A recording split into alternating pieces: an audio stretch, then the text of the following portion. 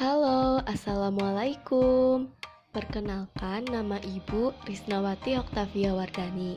Mulai hari ini dan beberapa bulan ke depan, Ibu akan menemani anak-anak untuk belajar. Meskipun pembelajaran dilaksanakan secara daring, semoga anak-anak tetap bersemangat ya. Anak-anak yang hebat, apa kabarnya pagi hari ini? Ibu harap kalian semua dalam keadaan sehat walafiat ya. Amin. Pada kesempatan kali ini, Ibu akan menyampaikan materi untuk SD kelas 5 tema 6, panas dan perpindahannya. Subtema 2, perpindahan panas di sekitar kita. Nah, sebelum kita mulai, marilah kita awali pembelajaran pagi ini dengan membaca doa terlebih dahulu, agar kita semua diberikan kesehatan dan kemudahan untuk memahami materi pelajaran yang akan disampaikan oleh Ibu pada pagi hari ini.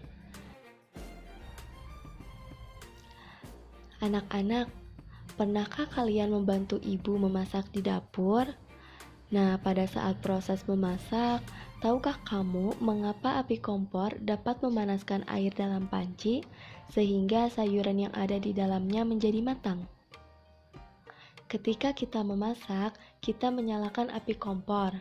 Panas api akan memanaskan panci. Kemudian, panci yang panas akan membuat air menjadi mendidih dan sayuran yang sedang dimasak menjadi matang. Hal tersebut adanya perpindahan panas atau kalor. Contoh lainnya, di sini ada matahari dan bumi. Jarak antara matahari ke bumi itu adalah 152.100.000 kilometer. Nah, jauh sekali bukan? Namun, panas dari matahari itu dapat kita rasakan di bumi. Nah, mengapa demikian? Karena panas dari matahari berpindah atau merambat ke bumi, sehingga kita berada di bumi dapat merasakan hangatnya sinar matahari. Nah, anak-anak, banyak sekali ya dalam kehidupan sehari-hari kita jumpai proses perpindahan panas atau kalor. Oh iya anak-anak, panas itu berpindah dari benda yang bersuhu tinggi ke benda yang bersuhu lebih rendah. Panas dapat berpindah melalui 3 cara. Yang pertama, melalui cara konduksi. Yang kedua, melalui cara konveksi.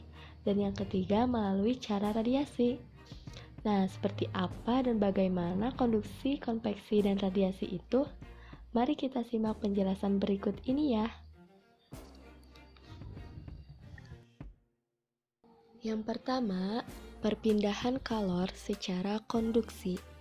Perpindahan kalor secara konduksi disebut juga perpindahan kalor secara hantaran, yaitu perpindahan kalor tanpa memindahkan zat perantaranya. Pada peristiwa perpindahan kalor secara konduksi, yang berpindah hanya energi kalornya saja. Umumnya, perpindahan kalor secara konduksi terjadi pada zat padat. Peristiwa konduksi dapat diumpamakan dengan kegiatan memindahkan buku secara estafet yang dilakukan oleh kamu dan teman-temanmu. Nah, bisa kita lihat ya gambarnya. Buku yang dipindahkan secara estafet kita umpamakan sebagai kalor, dan orang yang memindahkannya sebagai zat perantaranya. Ketika kamu dan temanmu memindahkan buku secara estafet, yang berpindah hanya buku itu saja, sedangkan kamu dan temanmu sebagai perantara tetap diam di tempat atau tidak berpindah. Begitu pula dengan peristiwa konduksi, hanya kalornya saja yang berpindah, zat perantaranya tetap. Nah, adapun contoh lain, saat kamu membuat teh dan memegang salah satu ujung sendok yang dimasukkan ke dalam air panas. Nah, apa yang terjadi? Lama-kelamaan ujung sendok yang kamu pegang juga akan terasa panas.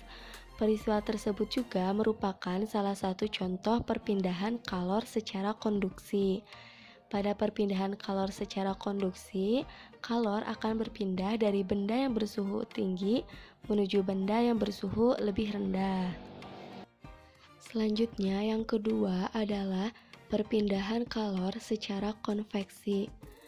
Perpindahan kalor secara konveksi ialah perpindahan kalor yang disertai dengan perpindahan zat perantaranya.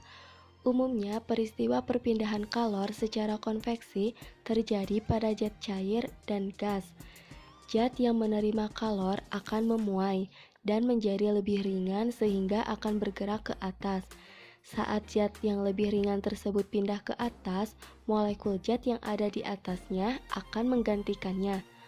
Perpindahan secara konveksi dapat diumpamakan dengan kegiatan memindahkan setumpuk buku dari satu tempat ke tempat lain.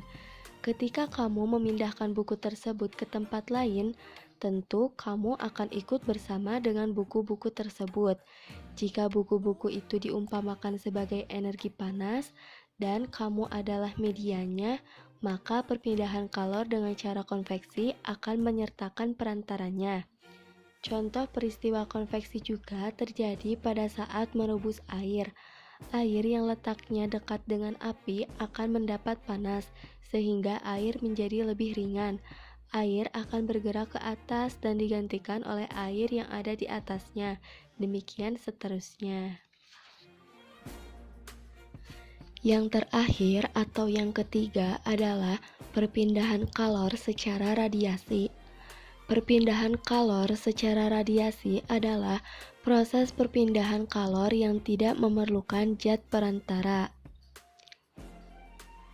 Perpindahan kalor secara radiasi dapat diumpamakan dengan ketika kamu dan teman-temanmu pergi berkemah ke pegunungan. Udara di pegunungan sangat dingin. Untuk menghangatkan badan, kamu perlu membuat api unggun. Nah, panas dari api unggun tersebut dapat sampai ke tubuhmu tanpa melalui zat perantara. Perpindahan panas seperti ini dikatakan secara radiasi. Contoh lain, pernahkah kamu pergi keluar rumah pada siang hari yang terik dengan menggunakan baju hitam? Apa yang kamu rasakan? Ketika kamu keluar rumah pada siang hari yang terik dengan menggunakan baju hitam, badanmu akan terasa panas. Hal ini disebabkan warna hitam merupakan penyerap kalor radiasi yang paling baik. Benda-benda berwarna hitam lebih banyak menyerap kalor dan memantulkan sebagian kalor jika dibandingkan dengan benda-benda yang berwarna putih dan berkilap. Sebaliknya, pada malam hari, orang yang memakai baju hitam merasa lebih dingin daripada orang yang mengenakan baju putih. Tahukah kamu mengapa hal ini dapat terjadi?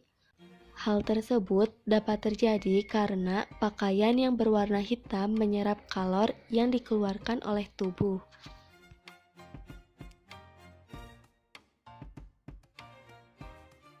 Nah, itu adalah beberapa cara perpindahan panas atau kalor.